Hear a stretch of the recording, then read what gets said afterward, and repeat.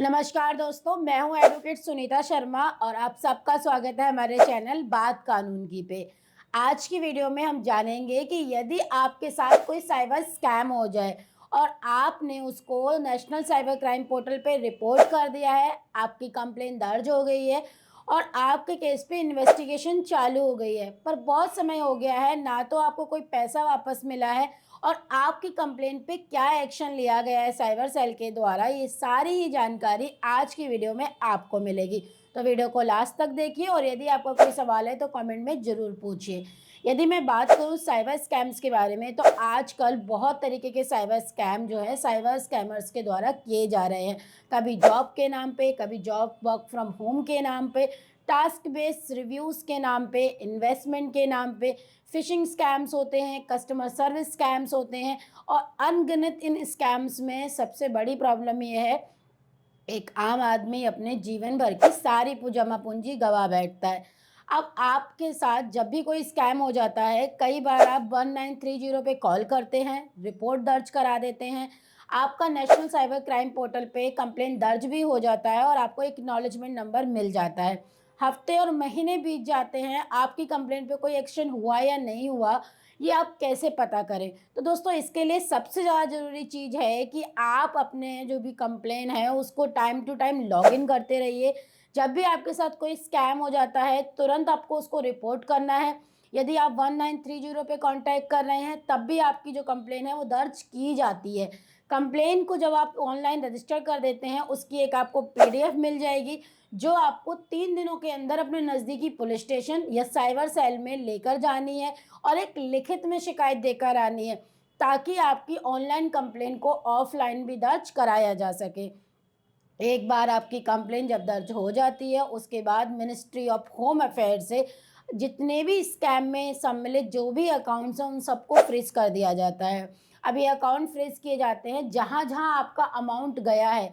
मान लीजिए आपके साथ 10 लाख रुपए का स्कैम हुआ है, तो ए व्यक्ति ने आपके साथ जो स्कैम किया है, उसने यदि उस पैसे को आगे किसी भी अकाउंट में ट्रांसफ़र किया होगा, तो उन सारे ही अकाउंट्स को साइबर सेल फ्रीज कर देता है। यानी कहीं पे भी आपका पैसा गया है तो वो कहीं न कहीं ट्रेस हो जाएगा, क्योंकि आपके पास यूटीआर नंबर होता है। इस यूटीआर नंबर से ही जो है पैसे को ट्रैक किया जाता है।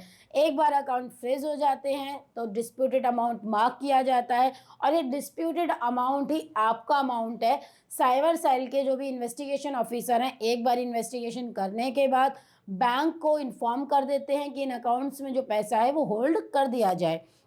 अमाउंट एक बार जब होल्ड हो जाएगा तो कहीं न कहीं ये आपको संतुष्टि हो जाएगी कि पैसा आपको वापस मिलने वाला है। अब प्रॉब्लम ये होती है कि अमाउंट होल्ड भी हो गया है, अकाउंट भी फ्रीज़ हो गए हैं, कई बार आप पुलिस स्टेशन के चक्कर काट चुके हैं, बट आपको पैसा वापस मिलेगा कैसे, ये कैसे आपको जानना है। तो इसके लिए दोस्तों आपको क्या करना है कि अपनी जो भी कंप्लेन है, उसकी ओरिजिनल जो कॉपी है वो आपको अपने इन्वेस्टिगेशन ऑफिसर से कलेक्ट करनी है। आपको उसमें देखना है कितने अकाउंट्स फ्रीज़ किए गए हैं, कितना डिस्प्यूटेड अमाउंट है और उसके बाद आपको एक एडवोकेट को हायर करना है, जो कि आपके नज़दीकी कोर्ट में एक सुपरदारी फाइल कर देंगे। सुपरदारी का मतलब है कि जो भी पैसा आपका है उन अकाउंट्स में, उसको आप अपने अकाउंट में क्रेडिट करवा सकें, इसके लिए कोर्ट का ऑर्डर आ सके। और ये ऑर्डर के लिए आपको एक पिटीशन फाइल करनी होती है सीआरपीसी के सेक्शन 451 और 457 के तहत।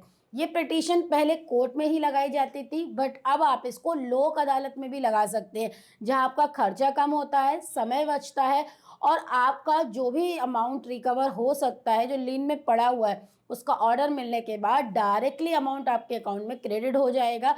एक बारी लोक अदालत में एडवोकेट फाइल कर देगा आपका मैटर, पुलिस इन्वेस्टिगेशन की जो भी रिपोर्ट अब तक तैयार हुई है, पुलिस वाला उसको कोर्ट में सबमिट करता है और उसके बाद आपका पैसा आपके अकाउंट में क्रेडिट हो जाता है। तो ये होता है पूरा प्रोसीजर।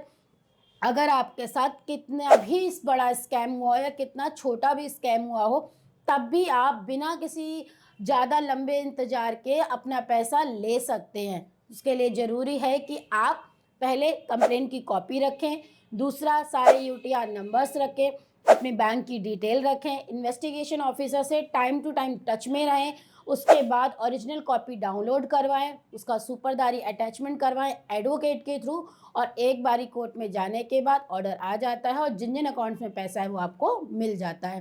तो इस वीडियो को आप शेयर करिए।